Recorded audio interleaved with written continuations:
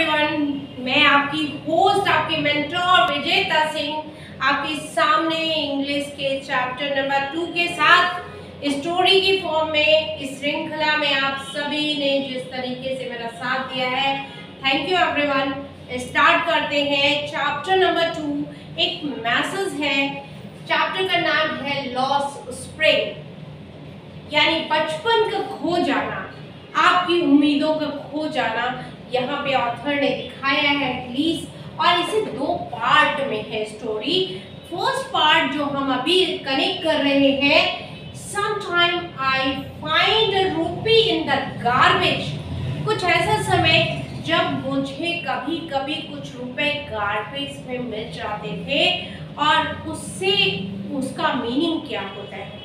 देखिए, चैप्टर में गरीबी दिखाई गई है कि गरीबी कैसे इंसान को तोड़ देती है। गरीब पैदा होना बड़ी बात नहीं है, गरीब होकर मर जाना बहुत बड़ी बात है। और इस पे कुछ 4 पंक्तियां आप सारे बच्चों के लिए कि मुश्किलें दिल के इरादे आजमाती हैं, मुश्किलें दिल के इरादे आजमाती हैं, स्वप्न के पर्दे निगाहों से हटाती हैं। हौसले मत हार ना गिरकर ओ मुसाफिर, हौसले मत हार ना गिरकर ओ मुसाफिर, चूंकि ठोकरें इंसान को चलना सिखाती हैं। चलिए स्टार्ट करते हैं श्रृंखला को आप सभी के साथ। यहाँ पे मेन कैरेक्टर है स्टोरी में साहिबे आलम, और आपकी ऑथर एनएस जंग, जिन्होंने बहुत ही ब्यूटीफुली इस कहानी को लिखा है। स्टोरी स्टार्ट होती है ढाका से, जहां से साहिबे आलम का परिवार इंडिया को आकर शिफ्ट करता है, माइग्रेट करता है कुछ नई उम्मीदों को पाने के लिए। ढाका एक बेहद खूबसूरत जगह है, बहुत सुंदर। वहाँ बड़े बड़े खेत, बहुत बड़े बड़े खेतों में हरे भरे खेत, और वहाँ पे खुशहाल जिंदगी। लेकिन अचानक आने वाले स्ट्रोम आपकी जिंदगियों में भूचाल मचाकर रख देते हैं। साहिबे आलम के परिवार के साथ और सीमापुरी इलाके में रहने वाले बहुत सी फैमिलियों के साथ ऐसा हुआ कि लगातार वहां आने वाले तूफान यानी स्ट्रोम उनकी उम्मीदों को तोड़ देते हैं, और वो अपने जीवन को चलाने के लिए किसी तरह से हिंदुस्तान आ जाते हैं।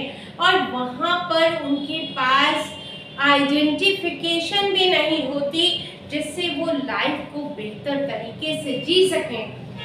कुछ चंद पॉलिटिशियन उन्हें एक राशन कार्ड बनवा देते हैं और वोटर लिस्ट में नाम डलवा देते हैं, ताकि उन्हें जो है वोट देने का राइट मिल जाए और कुछ राशन बदले में दिया जाए, ताकि उन्हें सर्वाइवल मिले। लेकिन इसके अलावा उनके पास उस सीमापुरी इलाके में रहने के लिए बेसिक नेसेसिटी वांट भी अवेलेबल नहीं है। वो ऐसे स्लम एरियाज में रहते हैं जहां उनके जीने की उम्मीदें लगभग नामुमकिन है। और ऐसे इलाके में ऑथर बताती हैं कि लगभग 10,000 से भी ज़्यादा परिवार वहां रहते हैं। स्टोरी साहिबे आलम से स्टार्ट होती है।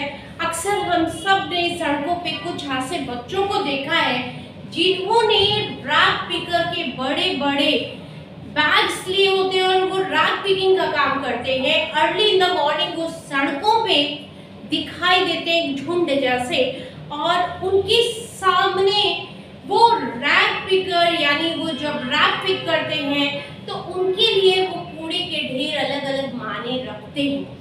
उनके माँ बाप के लिए वो रैग पिकिंग इसलिए कि वो लाइफ के सर्वाइवल है, और उन बच्चों के लिए कि उन्हें कभी कभी वहाँ पे कुछ सिक्के मिल जाते हैं जो उनके लिए सिल्वर कॉइन जैसे होते हैं।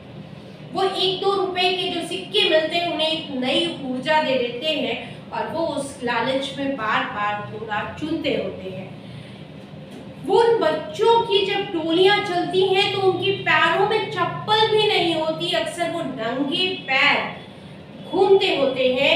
यहाँ पर ऑथर बताते हैं कि सुबह सुबह वो झुंड, वो झोली मुझे रोज दिखाई देती है बच्चों की, और वो नंगे पैर भागते होते हैं अपने कंधे पे एक बहुत बड़ा सा बैग उठाए हुए और जगह जगह पर चलते होते हैं। एक दिन ऑथर कनेक्ट होती है स्टोरी के मेन कैरेक्टर साहिबे आलम से और उससे बोलती है कि तुम स्कूल क्यों नहीं जाते हो।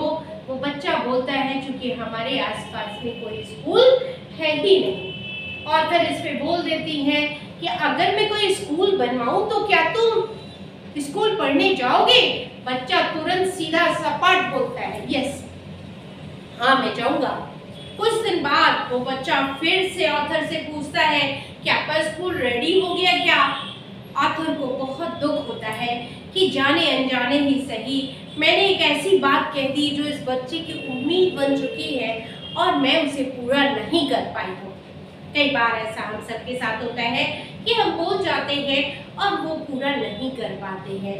दूसरी तरफ ऑथर बताती है कि एक दिन वो उनमें से एक बच्चे से पूछती है कि आपने पैरों में चप्पल क्यों नहीं पहनी है।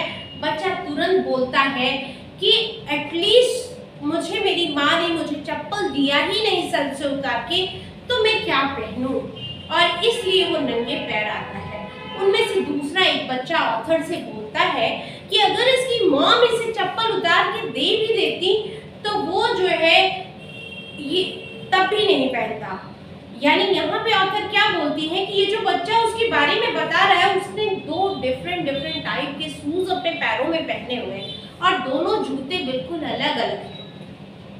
ऑथर फिर बताती है कि जब नाम पूछती है उस बच्चे का कि तुम्हारा नाम क्या है राइट पिकर से, तो वो बोलता है साहिबे आलम। और ऑथर बड़े ही सरप्राइजिंग में होती है कि शायद इस बच्चे को इसके नाम का मतलब भी नहीं पता। साहिबे आलम का मीनिंग होता है Lord of earth, Lord of universe, लेकिन शायद उसे पता भी नहीं है कि वो पूरे यूनिवर्स का राजा, ऐसा उसका नाम है, लेकिन उसके पास तो बेसिक मीन ऑफ लाइफ भी नहीं है, basic survival of the life भी नहीं है। यहाँ पे पॉवर्टी को बहुत ही आयरॉनिक तरीके से प्रेजेंट किया गया है ऑथर के जरिए। और वो बच्चा धीरे धीरे एक दिन उन्हें सड़क के किनारे दिखाई देता है एक दूध के कंटेनर के साथ। वो अपने कंधे पे वो कंटेनर उठाए हुए हैं और वो काफी भारी कंटेनर है जिसे साहिबे आलम ने बहुत आसानी से कैरी कर रखा है अपने शोल्डर पर, और वो बेचता है जगह जगह पे चाय का स्टॉल लगा के, और बदले में उसे 800 रुपीज मिलते हैं जो उसके सर्वाइवल के लिए बहुत होते हैं। यहाँ पे कॉन्फ्लिक्ट है। इसके अलावा बगल में एक मंदिर होता है, ऑथर बताती है वहाँ पे एक बच्चा डेली आता है और वो एक जोड़ी जूते की प्रेयर करता है कि हे गॉड मुझे एक जोड़ी जूते मिल जाते तो मेरी लाइफ कितनी अच्छी होती। और जब 30 ईयर बाद वापस से ऑथर सीमापुरी इलाके में विजिट करती है तो वो देखती है कि अब काफी डेवलप हो गया है। मंदिर में एक नया पुजारी आ गया है जिसके बच्चे ने शूज पहन रखा है। इस पे ऑथर ऐसा सोचती है कि शायद जो है अब उस बच्चे की भी ये विश पूरी हो गई हो कि उसे एक जोड़ी जूता मिल चुका हो। और यहाँ पे पूरी तरीके से ऑथर कंफर्म करती है एटलीस्ट कि कैसे जो है वो बच्चा अपनी उम्मीदों को पूरा करता होगा, और जिसे उसकी उम्मीदों के विपरीत मिलता है यानी उसकी पूरी सोच पूरी नहीं होती उसके लिए कितना दुखद होता होगा। इस तरीके से ऑथर ने पहले एडिशन को दिखाया है, बताया है। आई होप कि आप लोगों को मैं स्टोरी कनेक्ट कर पाई हूँ।